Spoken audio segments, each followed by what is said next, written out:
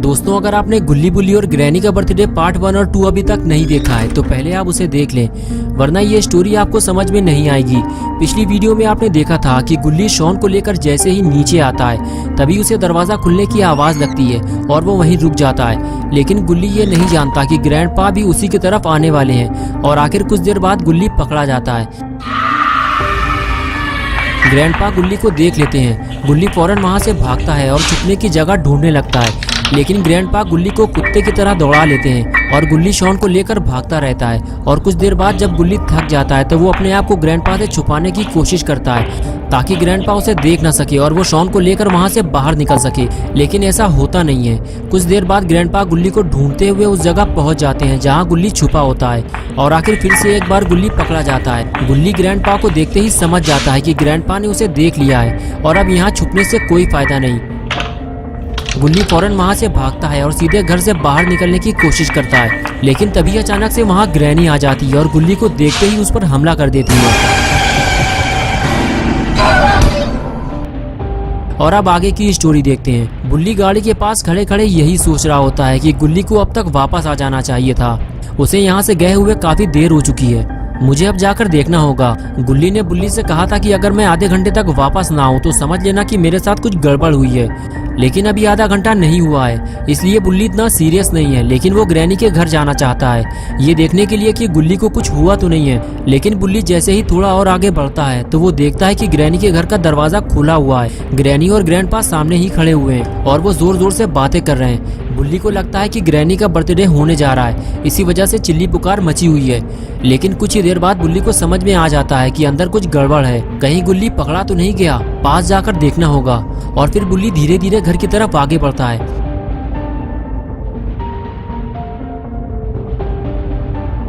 अभी भी बुल्ली को समझ में नहीं आ रहा कि आखिर वहाँ हुआ क्या है। बुल्ली अब और पास जा भी नहीं सकता वरना वो पकड़ा जाएगा।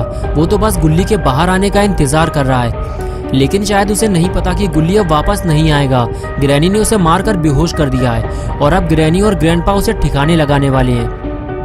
ग्रैंडपा को लग रहा है कि गुल्ली और शॉन घर में चोरी करने आए थे, इसलिए उन्हें सख्त सजा मिलनी चाहिए। तभी खूनी पिग सबसे बताता है कि मैं इन दोनों को जानता हूँ, ये वही लोग हैं जिसने मेरी आग फोड़ी थी। मैं इन दोनों को अपने साथ ले जाना चाहता हूँ और फिर मैं इनसे अपना बदला निकालूंगा और इन दोनों के रसगुल्ले बाहर निकाल लूंगा। इन लोगों ने मुझे बहुत परेशान किया है। लेकिन पास में खड़ा हुआ जेसन भी ये सारी बातें सुन रहा होता है और वो नहीं चाहता कि खूनी पिग गुल्ली को लेकर अपने साथ चला जाए, इसीलिए जेसन खूनी पिग से कहता है, इस मोटे लड़के को हाथ न लगा देना धोखे से, ये मेरा शिकार है, वरना अंजाम भुगतने के लिए तैयार रहना। तभी खूनी पिग बोला, चुपचाप मुंह बंद करके वहीं खड़े रहो जेसन, जहाँ खड़े हुए हो, वरना तुम्हारा हाल भी वही होगा जो इन दोनों का हुआ है। ये बात सुनते ही जेसन भड़क गया और खूनी पिग के पास पहुँच गया। तभी खूनी पिग ने कहा, जाओ जेसन, ये आंखें किसी और को दिखाना, बहुत देखे हैं तुम जैसे। खूनी पिग की ये बात सुनते ही जेसन ने खूनी पिग का गला पकड़ लिया और जोर से दबाने लगा। खूनी पिग बोला, जेसन छोड़ो मुझे, मेरी सांस रुक रही है। ग्रैंडपा बचाओ मुझे, मैं कंफ्यूज हो रहा हूँ कि सांस लूं कहाँ से और छोड़ू कहाँ से। ग्रैंडपा बोले, जेसन उसे छोड़ दो वरना वो कंफ्यूज हो जाएगा तो मुसीबत हो जाएगी। और फिर बड़ी मुश्किल से ग्रैंडपा और रॉड ने मिलकर खूनी पिग को जेसन से छुड़ाया। तभी ग्रैनी बोली, तुम दोनों कान खोलकर ये बात सुन लो, इन दोनों को मैंने मारा और ये मेरा शिकार है, इसलिए दोनों को मैं रखूंगी, इन्हें यहाँ से ले जाने की सोचना भी मत। और फिर ग्रैनी ने इविल नन से कहा, नन तुम इन दोनों को बेसमेंट में ले जाकर डाल दो और इन पर नजर रखना, ये वहाँ से गायब ना होने पाए। और फिर इविल नन गुल्ली को खींचते हुए बेसमेंट में ले जाने लगी और सारे लोग खड़े होकर ये नजारा देखते रहे। जेसन और पिग की लड़ाई की वजह से दोनों को कुछ नहीं मिला।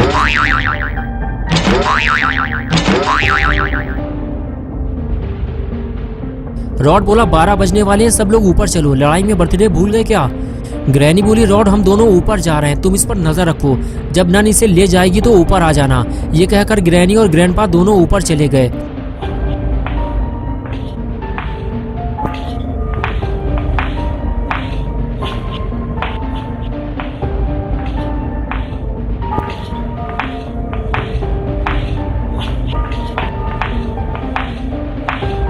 ग्रैनी और ग्रैंडपा जैसे ही ऊपर वाले रूम में पहुंचे दोनों का दिमाग खराब हो गया। ग्रैनी बोली, ये मेरा केक बीच में से कौन खा गया? इसे तो मैं ऊपर रख कर गई थी, इसे नीचे किसने रखा? मेरा सारा केक खराब कर दिया। ग्रैंडपा बोले, जिसने भी ये काम किया है मैं उसे छोड़ूंगा नहीं, तुम बताओ तुम्हें किस पर शक है?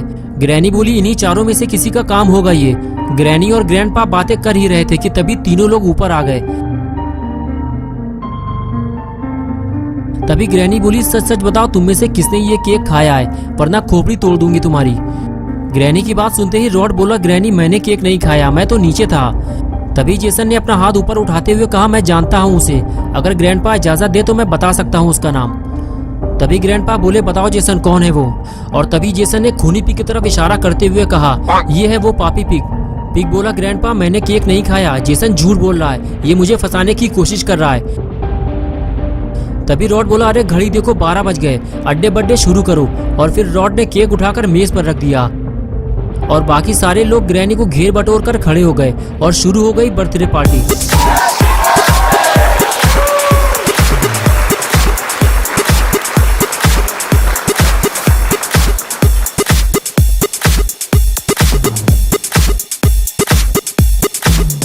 सारे लोग पार्टी में मस्त थे। इसी मौके का फायदा उठाते हुए बुल्ली गुल्ली को ढूंढते हुए ग्रैनी के घर के अंदर चला आया, लेकिन बुल्ली को ये काम जल्दी करना होगा क्योंकि पार्टी खत्म होते ही सब लोग नीचे आ जाएंगे और बुल्ली का घर से बाहर निकलना मुश्किल हो जाएगा।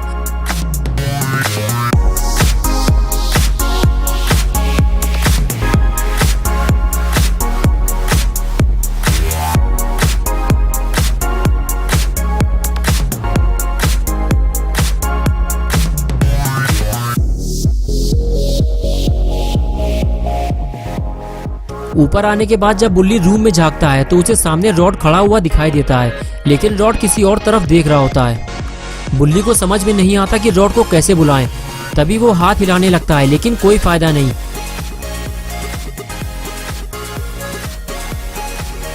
लेकिन कुछ देर बाद रॉड बुल्ली को देख लेता है। बुल्ली रॉड को पास आने का इशारा करता है और रॉड बुल्ली के पास जाने लगता है।